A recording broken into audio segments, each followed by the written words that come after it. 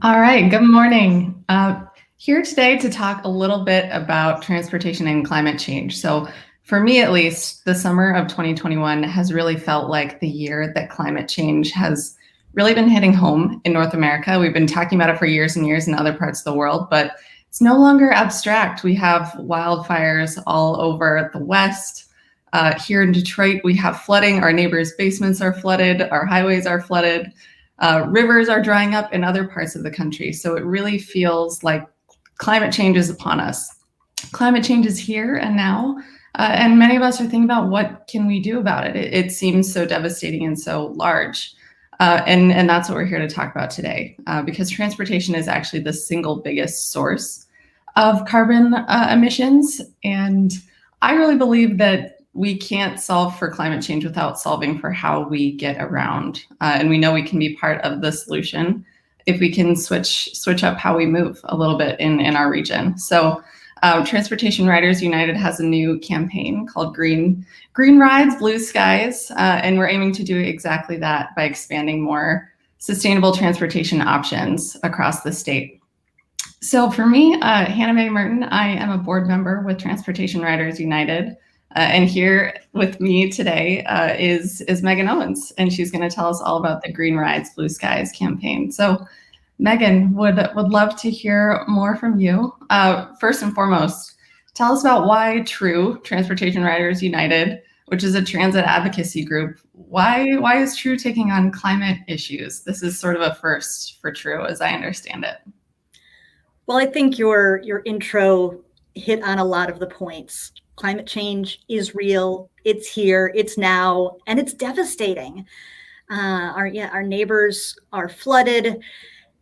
Just in the Detroit area, we've had the second record-breaking flood, a level of flooding that's only supposed to happen every 500 years, and we've had two in the last 7 years. This is not something we can turn away from. And with transportation as the leading source of climate pollution, 28% there on the chart, and most of that coming from just how people drive around every day in their cars and trucks, transportation has got to move from being the biggest part of the problem to being part of the solution. And it absolutely can be if we can change and give people more choices for how they can get around. Got it. So I'm guessing that has something to do with the Green Rides, Blue Skies campaign. Tell me more about that. Absolutely. Well, the governor recognized last year this climate crisis and has made a commitment. She has made a pledge to make Michigan carbon neutral by the year 2050. And while that's far away, to get started now, to make major changes in the next 5 years. And so there's a council on climate solutions that is working right now on developing these answers to that, to how to make sure Michigan can achieve that, can become part of the climate solution. And certainly, as many people may know, electric vehicles are a big part of the solution. That's been big news among the automakers, from the president. And also making sure that those electric vehicles are powered by renewable energy. That will also be a big part of the solution. But that can't be enough. Unfortunately, even though vehicles have gotten more efficient over the last 2 decades, the amount of pollution coming from cars and trucks is still increased because how much we're driving has increased. We need to change not just the vehicles themselves, but we really need to give people choices for how to get around. Too many people feel like the only option that they have is to drive here in Michigan. Something like 80% of people have said they feel like their only choice is to drive. But if the state were to really take some bold leadership in giving people more choices, in making it safer and easier and more convenient to ride public transit, to ride rail, to walk, to roll, to bike, if those options could truly become safe and convenient, then we can really shift away from some of these climate polluting sources of transportation. So we're working, I'm working with the Council on Climate Solutions, their mobility work group, to develop concrete recommendations for how the state can really shift to being part of the solution. Yeah, got it. I wonder, before we get into some of the policy recommendations, I saw a chart on the screen here for a moment about, I think it was about drive distance and emissions. Can you speak to that just briefly? I thought it was a great visual. Sure. The amount people drive is very closely related to how much pollution comes from cars. So as you can see, when the amount people were driving, so the red line there is vehicle miles traveled, VMT, how many miles we're each putting on our cars and trucks each day to get where we need to go. And then the gray line is how much global warming producing pollution is put out. So you can see there's a very strong correlation to when driving goes up, so does that pollution. When driving goes down, so does that pollution. And well, it's not in this chart, that was also shown out over the past year in 2020 when driving went way down, climate pollution also went way down. So we know that if we can change how much people drive, we can absolutely change the pollution, and we can make sure Michigan's transportation system is part of the climate solution. And it's actually especially important. Over the last 20 years, our friends in the environmental community and our public leaders have pushed very hard to decrease the pollution coming from the power sector. So the blue line at the top there, that's the pollution coming from power plants. We've retired several coal burning power plants. We've shifted to more renewable energy. And actually the power industry has some big goals to make major changes over the next decade. And so you can see that's going down. But the purple line there, that's transportation.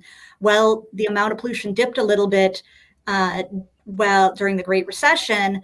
It's actually been on the rise. And if you look at the change we need to make, flat, business as usual levels of pollution are not going to cut it. We need to make dramatic changes. I believe we've got another chart that shows where really the pollution levels need to go. And we need to move from sort of an up, okay, now we balanced out a little bit, but we need to go dramatically down if we're going to prevent the worst impacts of climate change. If we want our children to be able to recognize this planet 50 years from now, we need to be making big dramatic changes, not just tweaking around the edges. And that's why we're really pushing the governor to take transit as a centerpiece of the Council on Climate Solutions plan. Yeah, and I want to highlight one thing that you said, because I think it's really powerful. It's not just about sort of punitively saying we all need to drive less. It's about saying we all need more options, so that driving isn't the only way that people can get around in our region and in our state. So I think it's powerful to view it that way, as giving people actually more options in their lives. So that's taking your car away from you, but we wanted to make it easy and convenient and safe to say, you know what, I think I'm going to bike over to my friend's house today. Or you know what, I'm going to leave my car at home and I'm going to take the bus into work, and have those choices be not only available across a much wider swath of Michigan, but be easy and safe and convenient too. Yep, and high quality, definitely. Yes. All right, so then tell us about how TRU is working towards this and some of the policy work you've been doing with the state. Yeah, so we want to make sure that the state policies and budget priorities match these visionary goals. The state's long made big, bold commitments to, we want to have multimodal choices and we want an equitable transportation system. But the actual policies and principles and budgeting priorities have not really lined up with that. So first and foremost, you can't change what you can't measure. So we need to make sure that the state of Michigan, the Michigan Department of Transportation, is tracking how much climate pollution each of their transportation projects is putting out. So both tracking what they are doing and projecting future projects. If we're going to spend $2 billion to widen I-94, what impact is that going to have on the climate? So there need to be clear target goals for how we're going to decrease the climate pollution and how we're going to decrease the amount people are driving. And to achieve that, again, without punitive measures, that means increasing state investment in transit and rail, making biking and walking safe and convenient for everyone, and really increasing those sustainable mobility choices, options across Michigan. We've been working with partners across the state to develop some concrete recommendations that actually the Council on Climate Solutions, the work group will be debating them tomorrow, and the full council will start reviewing them next month. And we want to make sure, so we've done the technical part of developing some great policy recommendations that have worked in other states and that we believe are really could work here in Michigan. But it's also going to take a little bit of pressure. It's going to take more than me laying out some great ideas. We need to really ramp up the attention to this. So that's why the Green Rides, Blue Skies campaign. We always urge people to take the bus, to take other modes of transportation if it's convenient for you, if it's doable for you.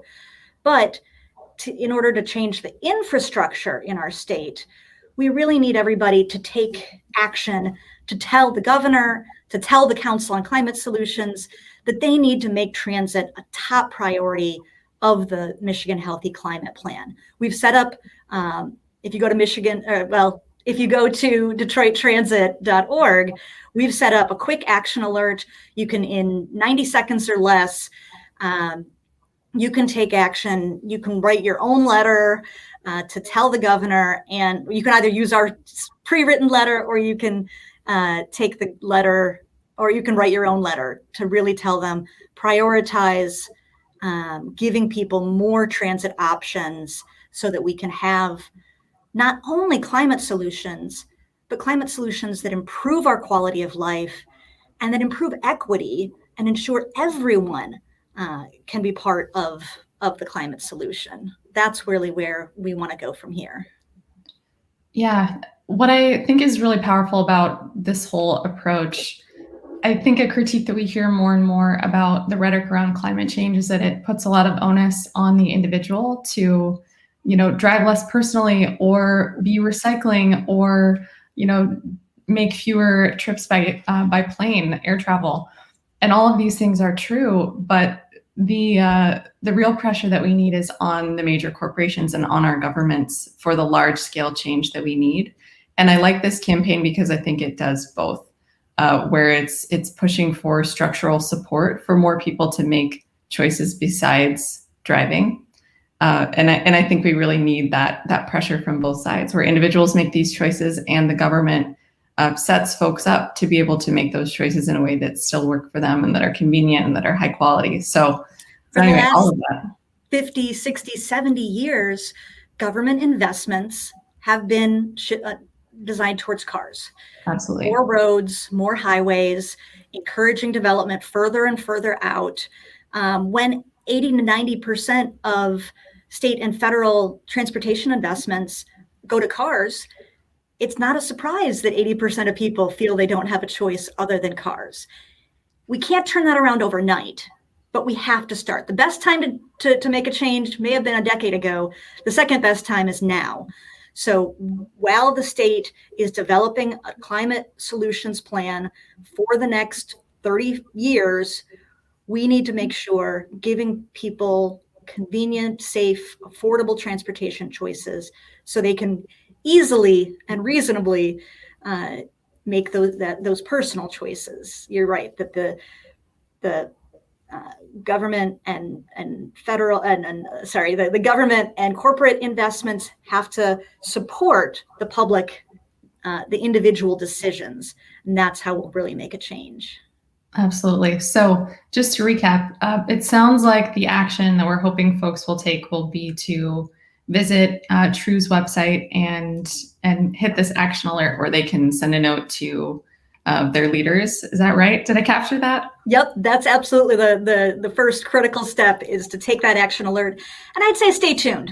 There's going to be some more opportunities to get involved over the course of the next couple of months. We're not going to solve this this month, but make sure that you're checking in to our website and to our social media channels so that you can stay updated as we make progress. I'll let you know to what extent the Climate Council adopts our recommendations, or what else we need to do to make sure that happens. But yes, first and foremost, go to our website, take that action, and urge your friends and family to do the same, so we can get hundreds of voices from all across the state calling for convenient transit, to be part of the climate solution. Awesome. Well, thanks, Megan. I'm really excited about this campaign and the difference we can make, and appreciate all your work. I think that's all we have for today. Is that right? Yep, I think so. Thanks so much. Thanks, everyone.